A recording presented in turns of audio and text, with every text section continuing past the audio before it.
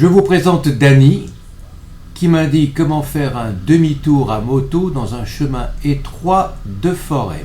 Pas mal la technique. On monte, on descend, on braque le guidon, à droite, à gauche, et hop, on est parti.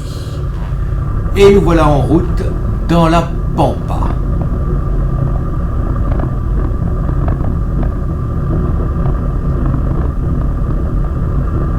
C'est beau, hein? Et debout sur la moto, je vous raconte pas l'état de mes cuisses en fin de journée. Petit arrêt pour repérer le terrain. Danny a débusqué une ornière conséquente. On a préparé le terrain, il m'attend au loin. Il s'accroupit pour mieux observer la situation, voir comment tout ça va se passer. Il me tient en vue et hop dans l'ornière. Et paf! Et voilà. Première chute à moto. Bon, heureusement pas trop vite. Mais quand même, le sélecteur de la moto tordu qu'il va falloir redresser avec les outils du bord. Le métier rentre. Bon, essayons de trouver un autre chemin pour passer cette foutue ornière plein d'eau. Danny trouve un nouveau chemin. Je m'y engage.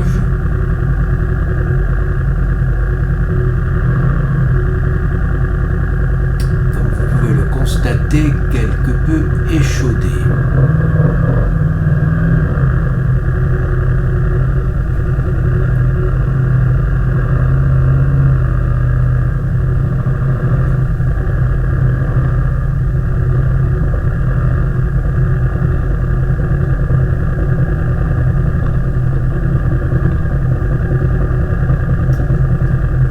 Bien, et maintenant?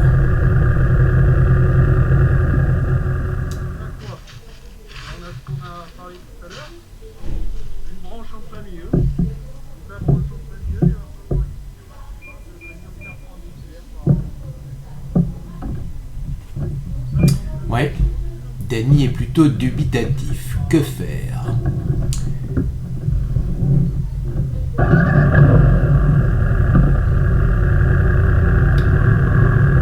Il y a un morceau d'arbre par terre, une branche qu'il va falloir traverser bien perpendiculaire.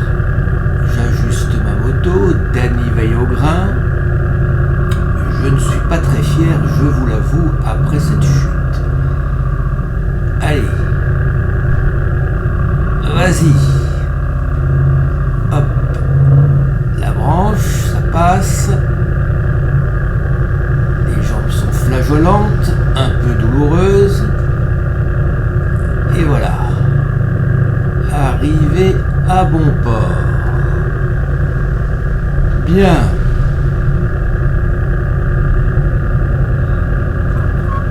exactement. Normalement, ce genre de choses, il n'y en a plus. Normalement. D'accord. Non mais bon, là, je te suis doucement. Là, j'ai compris. Voilà. Les problèmes comme ça, on cherche une solution pour aller sur les côtés. Et si on n'a pas, il va falloir trouver la solution pour passer dedans sans tomber et toujours assis avec les deux pieds sur le sol pour pouvoir, si jamais la moto elle part à droite ou à gauche, de pouvoir la rattraper. Ça marche? Ça marche.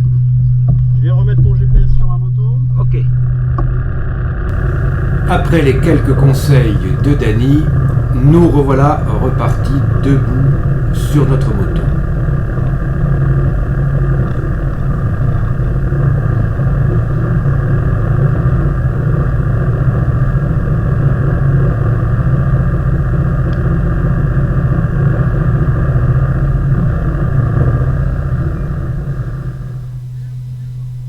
Nouvel arrêt, nouveau repérage des lieux par Danny, nouvelle explication du terrain. On est parti à nouveau, conscient de ce qui nous attend plus loin.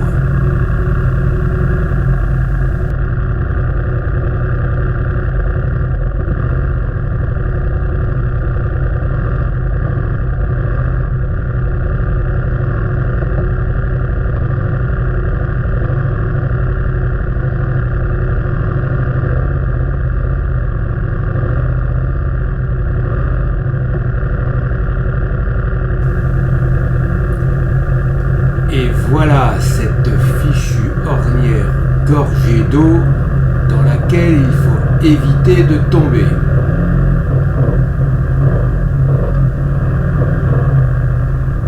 Et voilà, je laisse Dany me faire encore quelques bonnes recommandations.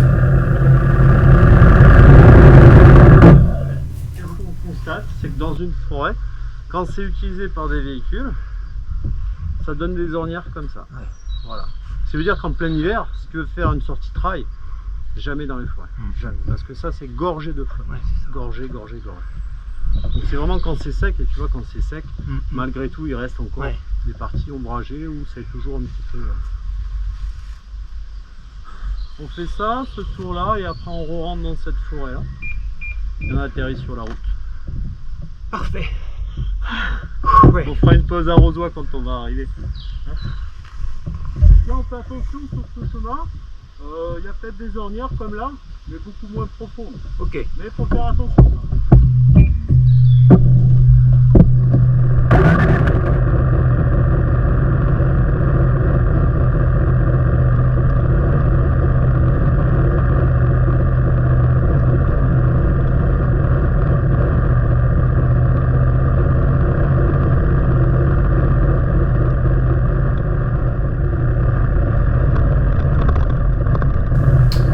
Je vous laisse admirer ces quelques chemins au milieu des champs, des blés, du colza et autres cultures, seul au monde, entre ciel et terre, bref, magnifique quoi.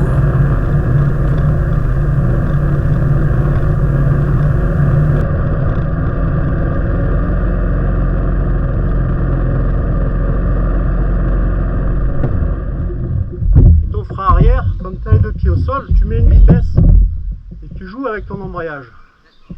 Ça va te ralentir ou te la freiner la roue arrière. Comme ça, tu as tes deux freins avec les deux pieds au sol. Moteur éteint.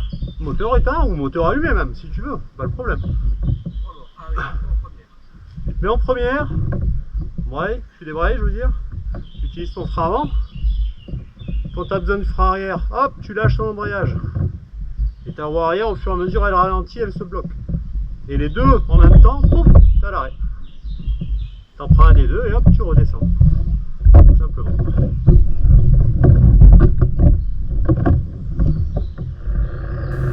Et après ces explications techniques fort appréciables, nous revoilà à nouveau dans des chemins un peu plus compliqués.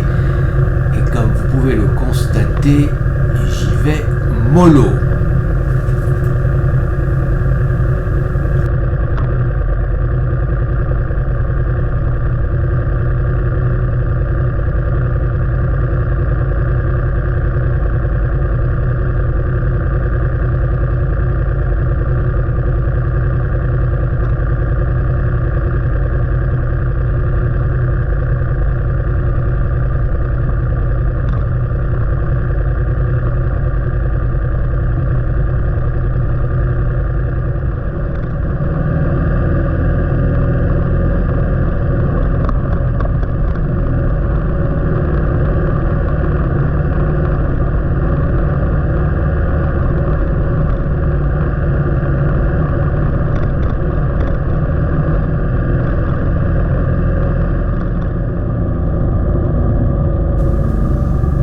Bon ben voilà, nous voilà dans des chemins dits chemins blancs, beaucoup plus faciles, mais tout aussi magnifiques à parcourir dans une nature superbe et comme vous pouvez le constater, un temps idéal.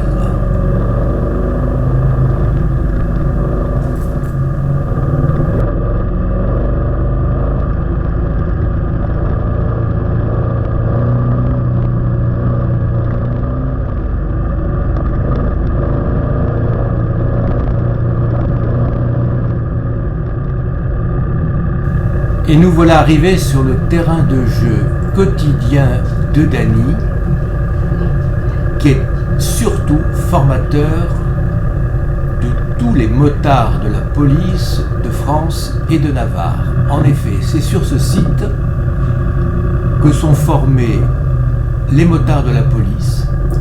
Vous allez pouvoir découvrir une partie des infrastructures absolument incroyables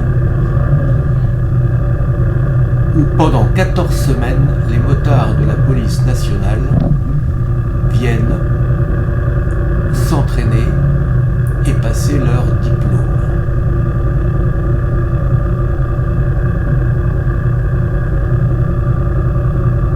Pas simple en effet, ne serait-ce que de prendre ce petit virage.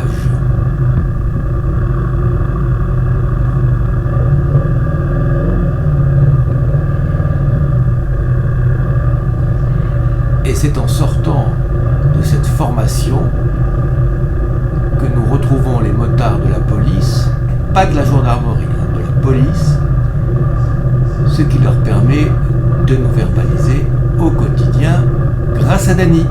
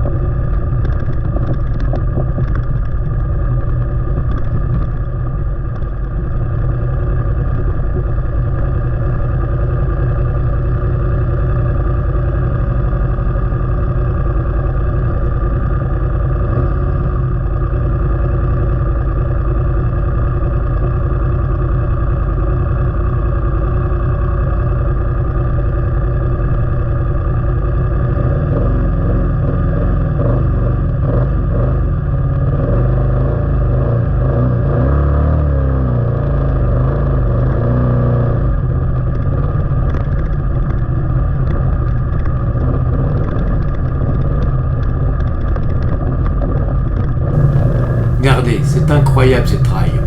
On peut passer partout avec ces motos.